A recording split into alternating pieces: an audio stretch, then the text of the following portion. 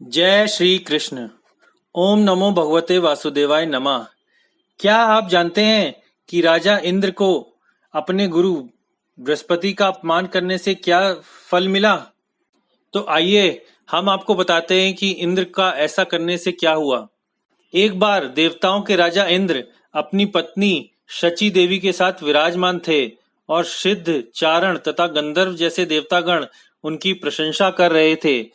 तभी देवताओं के गुरु बृहस्पति ने उस सभा में प्रवेश किया। अपने ऐश्वर्य के मद में चूर होने के कारण राजा इंद्र ने बृहस्पति का सत्कार नहीं किया, जिससे बृहस्पति को राजा इंद्र के भौतिक ऐश्वर्य के मद में चूर होने का पता लग गया। अतः गुरु बृहस्पति राजा इंद्र को पाठ पढ़ाने के लिए सभा से तुरंत चले गए। वह चाहते तो राजा इंद्र को शाप दे सकते थे, किंतु इन्होंने ऐसा नहीं किया।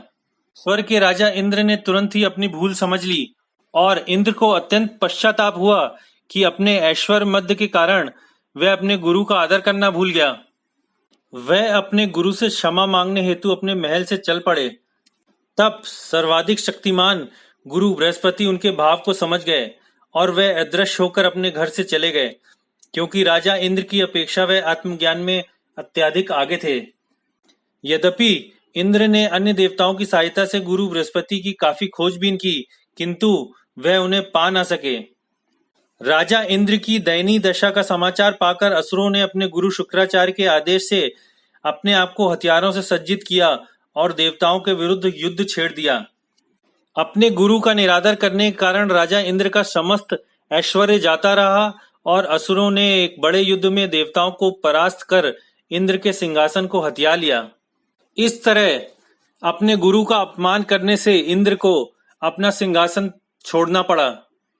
इसीलिए कहा गया है कि गुरु की कृपा से भगवान श्री कृष्ण की कृपा का आशीर्वाद प्राप्त होता है। गुरु की कृपा के बिना उन्नति नहीं हो सकती है।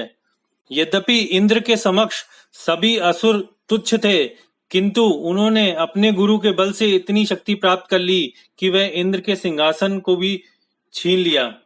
इससे हमें यह शिक्षा प्राप्त होती है कि हमें कभी भी गुरु का अनादर नहीं करना चाहिए।